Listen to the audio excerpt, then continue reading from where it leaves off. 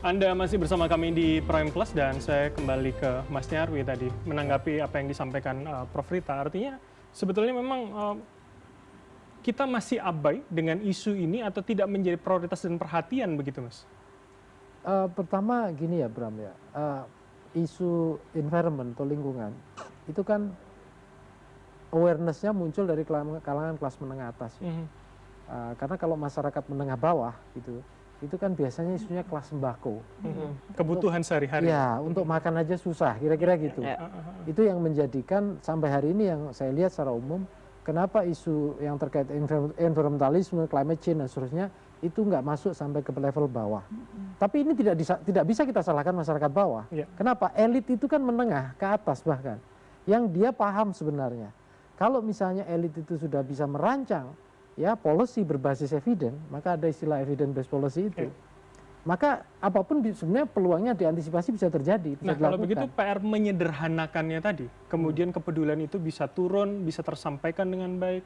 Seperti apa kemudian? Ya, saya kira memang itu butuh kesadaran di level elit dan nggak hanya satu orang ya, kolektif gitu loh. Kolektif dalam artian termasuk prioritas yang harus dijadikan gitu ya dalam kebijakan-kebijakan. Contoh sederhana, kita sudah sekarang mengalami bencana seperti ini. Pertanyaannya, apakah bencana seperti ini nggak ada potensial akan berulang? Biasanya Bu Dwi Korita pasti tahu ya, ada pola-pola yang biasanya tetap berulang. Bagaimana ngantisipasinya? Seperti apa risiko itu? Nah, termasuk apa? Regulasi apa yang disiapkan? Regulasi ini nggak boleh bertabrakan satu sama lain, apalagi parsial. Contoh misalnya, sehebat apapun kita, tapi kalau lingkungannya nggak diantisipasi, kita nggak bakalan mampu. Berarti apa? Ada regulasi proteksi atau menjaga lingkungan ini yang harus diutamakan.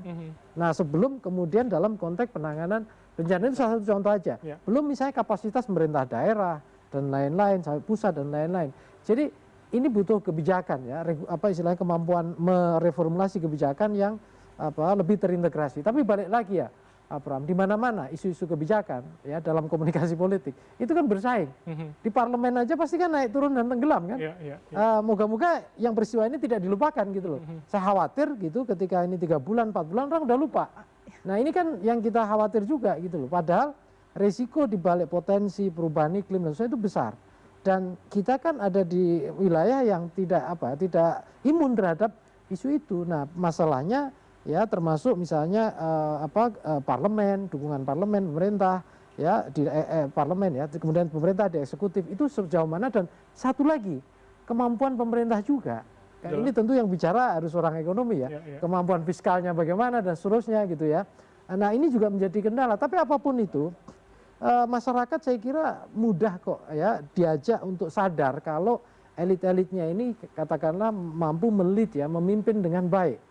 Nah seringkali gitu ya proses penyiapan itu dan awareness itu dari awal diantisipasi dengan serius gitu. Jadi, seringkali itu yang terjadi ketika kejadian baru, dan kita itu sering seperti itu ya. Saya lihat kemarin juga ada beberapa yang mungkin isunya agak keluar dikit ya, ada kebakaran gedung gitu ya dengan kualitas standar keselamatan yang tidak kita pernah ikuti, tiba-tiba terjadi. Nah hal seperti ini kan juga sama, awareness tentang keselamatan itu juga penting ya, termasuk ya kalau kita lihat di banyak tempat, gak hanya di Sumatera ya, masyarakat yang tinggal di pegunungan, di lereng gunung gitu ya. Saya pernah kok dulu tahun berapa itu ada riset bantu teman gitu, sekarang Mas Danang ya wakil rektor UGM, masyarakat tinggal di lereng gunung, udah tahu, dikasih tahu Bu Rita hasil analisisnya, resikonya, kerentanannya, jawabannya dari nenek moyang kami udah biasa tinggal di situ. Jadi hal ini ada aspek budaya juga yang harus dikomunikasikan dengan baik. Kebiasaan sebetulnya. Betul. Jadi kompleks sekali kalau mengatasi ini seperti itu. Nah itu kalau begitu saya ingin spesifik, Prof. Rita. Jadi artinya PR kita yang menjadi prioritas ada di mana? Soal pembenahan regulasinya, kesadaran masyarakat mengerti knowledge-nya, atau kemudian ya secara keseluruhan kita benahi tadi sistem. Kok nampaknya harus keseluruhan. Keseluruhan ya? Karena ini kompleks dan saling kait-mengkait. Regulasi dibenahi, kalau tidak ada literasi ke masyarakat, juga penerapannya akan sulit. Itu. Jadi kok mestinya integrated ya. Semuanya begitu ya, Prof ya? Ya, major, yang paling major. Ya. Tapi major itu tidak hanya satu, jadi ada beberapa gitu. Yang paling signifikan gitu. Atau misalkan tata ruang tadi, bagaimana lingkungan tata ruang itu dan juga. Perlindungan lingkungan. Karena rusaknya lingkungan ini dikhawatirkan perubahan iklim, suhu akan semakin Naik. naik. Di BMKG itu memproyeksikan 2100 itu suhunya bisa naik 3,5 derajat Celcius. Kalau skenario terburuk, kalau kita gagal mengerem laju kenaikan suhu. Saat ini bencana kayak gini, kenaikan suhu baru sekitar 1 derajat Celcius. Oke. Jadi kalau 3,5 kali, mungkin setiap minggu atau setiap bulan kayak gini, siap nggak? Baru berapa tahun sekali, ini kayaknya periode ulangnya 20 tahunan. Sebelumnya 50 tahunan. Proses Artinya lebih cepat karena memang Iya. alamnya yang sudah tidak sanggup. karena parah, iya alamnya. Kalau natural tidak ada pengaruh manusia, itu fenomena geologi itu ribuan tahun sampai ratusan tahun. Dengan pengaruh manusia menjadi hanya 50 tahun, itu tahun 2003, itu periode ulang 50 tahun, dan tahun ini, jadi kan baru 22 tahun. Iya, iya. Sudah terjadi lagi. Kalau lingkungan tidak dibenahi, tidak dipulihkan, itu mungkin tinggal 10 tahun, dan lama-lama anak cucu kita mungkin Bisa mengalami setiap lebih cepat. minggu lebih cepat lagi. Oke, Jadi oke. ini multi generation dan harus serius nih. Dan major ya kalau Anda Major. katakan tadi pembenahannya. Iya, Oke. iya. Sekaligus closing statement, Mbak Melanie. Jadi bagaimana kita bisa membenahi ini? Harus dari mana sebetulnya masyarakat seperti kita memulai Sebenarnya banyak kesadaran? regulasi yang kita udah punya sih, dijalanin apa Tinggal enggak kita. gitu. Karena Indonesia itu punya hobi, nggak cuma dalam alam ya, troubleshooting nih, ada masalah di sini, ada masalah, kenapa nggak payungnya? Undang-undang kita banyak yang udah lengkap kok, pengawasannya dijalanin apa enggak. Itu pertama, closing statement saya. Kedua, ada seorang pintar yang pernah ngasih tahu ke saya, sulit Mel, kesulitan di Indonesia adalah, kesulitan terbesar di Indonesia adalah politik Indonesia, partai politik, kenegaraan itu dijalankan dengan dana-dana, dengan bisnis dari sumber daya alam. Selesai. Oke, jadi menurut Anda akan susah tercapai kalau kita berharap ada pembenahan, ada perlindungan Kita lingkungan politiknya tadi. didanai mana kebanyakan bisnis sumber daya alam kok. Rusaknya lingkungan. Oke, jadi masyarakat masih bisa berharap menurut Anda? Perbaikin yang ada aja dulu deh. Lakukan yang tangan kita bisa lakukan. Oke, Gitu hal aja. terkecil yang bisa Hal kita lakukan terkecil ya, yang bisa dari kita setiap lakukan. level di mana Ayo. kita. Mas Nova, terakhir dari Anda. Saat ini kalau di media sosial memang perbincangan masih berkutat, masih terfokus pada penanganan bencana. Saya pernah di Aceh, Bram, saya juga di Jogja waktu gempa Jogja, 2016. lalu juga di Padang, saya pernah di sana. Di Aceh saya hari ketiga di sana. Jadi sedikit banyak saya bisa meraba apa sebenarnya yang terjadi di lapangan. Berbeda sekali dengan saya kira tantangannya berbeda sekali dengan apa yang saya alami pada waktu itu dengan yang sekarang. Kalau sekarang dilihatnya kok kayu-kayu gelondongan.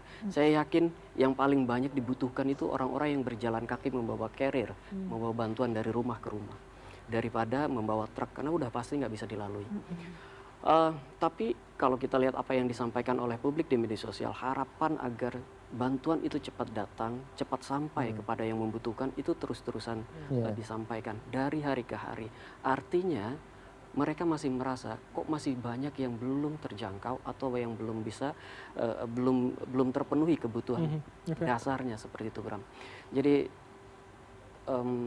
inisiatif Pak Prabowo untuk datang seminggu sekali mengecek kondisi di sana itu patut diapresiasi, tetapi juga betul seperti yang disampaikan Prof tadi, jangan memberikan PHP, jangan memberikan harapan-harapan yang terlalu tinggi, Ekspektasi ya. jangan berikan ekspektasi terlalu tinggi karena Jadi kalau ngarep. meleset sedikit saja kemarahan itu ada, ke publik merasa jijik dan dikatakanlah Aceh sudahlah lepas saja dari Indonesia, oke. itu akan mendapatkan momentum yang sangat kuat ya. Oke, dan jika dibiarkan itu kan sangat berbahaya begitu ya. Oke, Mas Nyarwi, terakhir dari Anda. Ya, pertama tentu penanganan bencana itu membutuhkan banyak partisipasi ya. Tapi di mana-mana tetap pemerintah adalah leadernya. Nah, komunikasi pemerintah itu juga harus ditata dengan baik. Kebijakannya juga harus dijalankan. Ya, seandainya ada regulasi yang banyak kekurangan ya tetap harus dibenahi. Dan satu lagi, kita kan tentu harus terus-menerus belajar dari peristiwa. Tadi makanya sense of crisis itu wajib ya menurut saya. Bahkan kalau perlu ini leader itu harus punya kompetensi ini. Karena kalau enggak akan bahaya. Ya, karena apa? Karena kita akan berhadapan dengan situasi di mana seringkali tidak terduga dan masyarakat juga membutuhkan masyarakat kita itu kan masih berdalur, masih patron klien juga. Makanya harapannya itu ke leader luar biasa. Tadi aja Pak Prabowo minta maaf katanya, tidak punya tongkat seperti Nabi Musa. Oh, iya. Artinya apa? Kemampuan seorang pemimpin dalam mengatasi bencana ini harapannya luar biasa. Bagaimana itu bisa diwujudkan? Nah, disinilah butuh orang-orang yang di lapangan yang sangat diharapkan gitu ya, bisa handling langsung dan menolong masyarakat. Kira-kira itu, dan itu pemerintah perlu memastikan itu. Dan punya kemampuan Ya. tentunya ini Ya. juga penting ya begitu. Ya. Oke, Prof. Rita, terakhir dari Anda. Ya, saya rasa ini memang sekali lagi saya mengulang, mohon maaf. Kali ini memang luar biasa dan beda dengan bencana-bencana yang lain. Sehingga penanganannya pun harus kompatibel dengan yang luar biasa, perlu terobosan inovasi dan perlu keahlian, pengalaman. Jadi orang-orang yang sudah terlatih, misalnya yang sukses saat menangani tsunami Aceh, itu kan juga berat, itu cukup berat ya. Jadi itulah, semoga bisa segera pulih kembali dengan mekanisme yang benar-benar sesuai dengan kedahsyatan, kekompleksitasan bencana kali ini. Artinya seleksi seorang rescuer itu harus diperketat untuk kemudian punya track record yang bisa.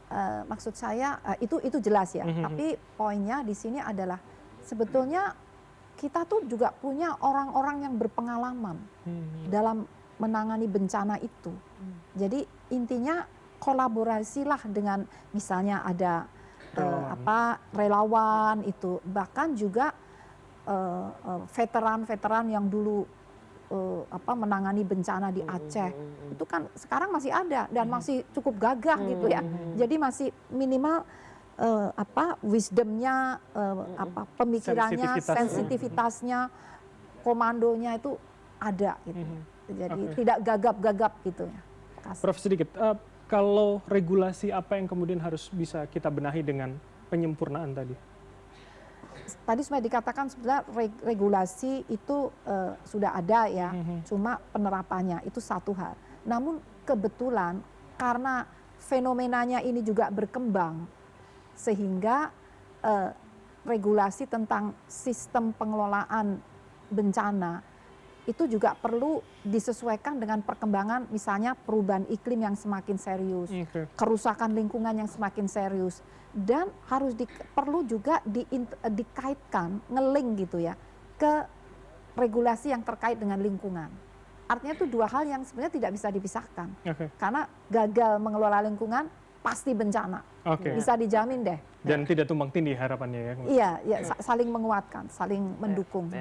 Oke, baik. Tentu doa bersama kita ini tidak terulang. Kita belajar dari apa yang kemudian sudah terjadi hari ini. Terima kasih para narasumber, ada Mas Nova, Prof. Rita, kemudian Mbak Melani, dan juga Mas Nyarwi telah bergabung sama kami.